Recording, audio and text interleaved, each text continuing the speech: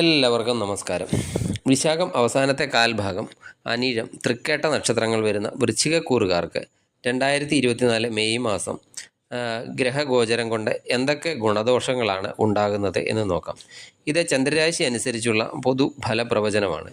നിങ്ങളുടെ ജാതകത്തിലെ ലഗ്നാധിപൻ്റെ ബലം, അതുപോലെ ഇപ്പോൾ നടക്കുന്ന ദശ അപഹാര കാലം ഒക്കെ അനുസരിച്ചാണ് ചാരവശാലുള്ള ഗുണദോഷ ഫലങ്ങൾ അനുഭവിക്കുന്നത്. വൃശ്ചികക്കൂറുകാരുടെ തൊഴിൽ സ്ഥിതി എങ്ങനെയുണ്ടെന്ന് നോക്കാം. 10ാം ഭാവം ചിങ്ങൻ രാശിയാണ്. ഭാവാധിപൻ 14-ാം തീയതി വരെ 6ാം ഭാവത്തിലും അതിനുശേഷം 7ാം ഭാവത്തിലേക്കും രാശി മാറുന്നുണ്ട്. 10ാം ഭാവത്തിലേക്ക് കർമ്മകാരകനായ ശനിയൊക്കെ ദൃഷ്ടി ചെയ്യുന്നുണ്ട്. സൂര്യൻ ഉച്ചത്തിലൊക്കെ ആയതുകൊണ്ട് ജോലിയൊക്കെ നന്നായി പോകുന്നതാണ്.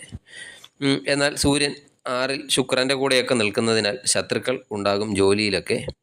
രാശിയാധിപനും രാഹുവിൻ്റെ കൂടെയാണ്. ശത്രു നിങ്ങളുടെ അടുത്ത് നല്ല രീതിയിലൊക്കെ പെരുമാറും. മറഞ്ഞിരുന്ന് നിങ്ങളുടെ പുറകെ പ്രശ്നങ്ങളൊക്കെ ആയിട്ട് വരുന്നതുമാണ്. 14ാം തീയതിക്കൊക്കെ ശേഷം സൂര്യൻ 7ലേക്ക് രാശി മാറും. ദിവസ വരുമാനമൊക്കെ ആ സമയത്ത് വർദ്ധിക്കുന്നതാണ്. അതുപോലെ നിങ്ങളുടെ രാശിയിലേക്കൊക്കെ സൂര്യൻ ദൃഷ്ടി ചെയ്യുന്നതിനാൽ അഗ്രഷനൊക്കെ അല്പം കൂടും. അതൊക്കെ അല്പം നിയന്ത്രിക്കണം. വ്യാഴമൊക്കെ രാശിയിൽ ദൃഷ്ടി ചെയ്യുന്നതിനാൽ ജോലിയൊക്കെ എങ്ങനെ മുന്നോട്ട് കൊണ്ടുപോകണം എന്നുള്ള നല്ല ചിന്തകളൊക്കെ നിങ്ങൾക്ക് ഉണ്ടാകുന്നതാണ്. അതുപോലെ ആർഗ്യുമെൻറ്റുകളിൽ നിന്നൊക്കെ ഒഴിഞ്ഞു നിൽക്കണം. ജോലി സംബന്ധമായി യാത്രകളൊക്കെ ഉണ്ടാകുന്നതാണ്. പുതിയ ജോലിയൊക്കെ അന്വേഷിക്കുന്നവർക്കാണെങ്കിൽ 14ാം തീയതിക്കൊക്കെ ശേഷമാവും കൂടുതൽ ഗുണകരമായിട്ടുള്ളത്. വിദേശ ജോലി അന്വേഷിക്കുന്നവർക്ക് മാസാവസാനത്തോടു കൂടി ഗുണകരമായ അവസ്ഥ ഉണ്ടാകുന്നതാണ്. ഇനി ബിസിനസ്സുകാർക്ക് എങ്ങനെയുണ്ട് എന്ന് നോക്കാം. 7ാം ഭാവാധിപൻ 6ൽ നിൽക്കുന്നു. 19ാം തീയതി വരെ ശുക്രൻ്റെ രാശി മാറ്റത്തിനൊക്കെ ശേഷമായിരിക്കും ബിസിനസ്സിൽ ഗുണകരമായ അവസ്ഥയൊക്കെ ഉണ്ടാകുന്നത്. 19ാം തീയതി വരെയൊക്കെ ബിസിനസ്സിൽ നല്ല രീതിയിൽ ശ്രദ്ധിക്കേണ്ട സമയം കൂടിയാണ്. ഇനി ധനസ്ഥിതി എങ്ങനെയുണ്ട് എന്ന് നോക്കാം. 2ാം ഭാവാധിപൻ വ്യാഴം 7ാം ഭാവത്തിൽ നിൽക്കുന്നു. അതുപോലെ 7ൽ നിന്നുകൊണ്ട് നിങ്ങളുടെ രാശിയിലേക്കൊക്കെ ദൃഷ്ടി ചെയ്യുന്നുണ്ട്. ധനപരമായി വളരെ അനുകൂലമായ കാലമാണ്. നേരത്തെ ഇൻവെസ്റ്റ് ചെയ്ത് വെച്ചിരിക്കുന്ന കാര്യങ്ങളിൽ നിന്നൊക്കെ ധനലാഭം ഉണ്ടാകുന്നതാണ്. അതുപോലെ വളരെ കാലമായി കിട്ടാതിരുന്ന ധനമൊക്കെ ലഭിക്കാൻ യോഗമുണ്ട്. അനാവശ്യ കാര്യങ്ങൾക്കൊക്കെ ചിലവുകൾ വരാനും ഈ മാസം സാധ്യതയുണ്ട്. ജോലിയിൽ നിന്നൊക്കെ ഉള്ള വരുമാനമൊക്കെ വർദ്ധിക്കുന്നതാണ് ഈ മാസം.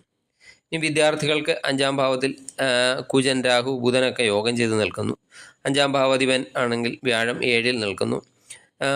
7ൽ നിന്നുകൊണ്ട് വ്യാഴം നിങ്ങളുടെ രാശിയിലേക്കൊക്കെ നോക്കുന്നതാണ്. അതിനാൽ അറിവൊക്കെ വർദ്ധിക്കും. അതുപോലെ പഠിക്കാനുള്ള താല്പര്യമൊക്കെ വർദ്ധിക്കുന്നതാണ്. എന്നാൽ രാഹുവിൻ്റെ 5ലെ സ്ഥിതി കാര്യങ്ങൾക്കെല്ലാം എന്തെങ്കിലുമൊക്കെ ചെറിയ കൺഫ്യൂഷനൊക്കെ നൽകിക്കൊണ്ടിരിക്കും. അഡ്മിഷൻ ഒക്കെ പുതിയതായിട്ടൊക്കെ എടുക്കുന്നവരാണെങ്കിൽ ഞാനെടുത്ത കോഴ്സ് നല്ലതാണോ, അത് ഭാവിയിൽ എനിക്ക് പ്രയോജനപ്പെടുമോ എന്ന ചിന്തയൊക്കെ ഉണ്ടാകാൻ സാധ്യതയുണ്ട്. സൂര്യൻ 14ാം തീയതി വരെയൊക്കെ ഉച്ചരാശിയിൽ നിൽക്കുന്നത് ഗവൺമെൻറ് എക്സാമൊക്കെ എഴുതുന്നവർക്ക് വളരെ നല്ല സമയമാണ്. ഉന്നത പഠനത്തിനൊക്കെ ശ്രമിക്കുന്നവർക്കും ഈ മാസം അനുകൂലമായ സമയം ആണ്. കോഴ്സുകളിലൊക്കെ ചില ചെറിയ സംശയങ്ങളൊക്കെ ഉണ്ടാകും എന്ന് മാത്രം. ഇനി ലവ് റിലേഷനൊക്കെ എങ്ങനെയുണ്ടെന്ന് നോക്കാം. 5ാം ഭാവം ലവ് റിലേഷൻ്റെ ഭാവം കൂടിയാണ്. 5ാം ഭാവത്തിൽ കുജനും രാഹുവും ഒക്കെ നിൽക്കുന്നത് ബന്ധത്തിൽ ചെറിയ സംശയങ്ങളും അതുപോലെ പരസ്പരം വാക്കേറ്റവും ഒക്കെ ഉണ്ടാക്കുന്നതാണ്. 11ാം തീയതി ബുധൻ രാശിയൊക്കെ മാറുന്നത് വരെ ബുദ്ധിയും നല്ല രീതിയിലൊന്നും വർക്ക് ചെയ്യില്ല.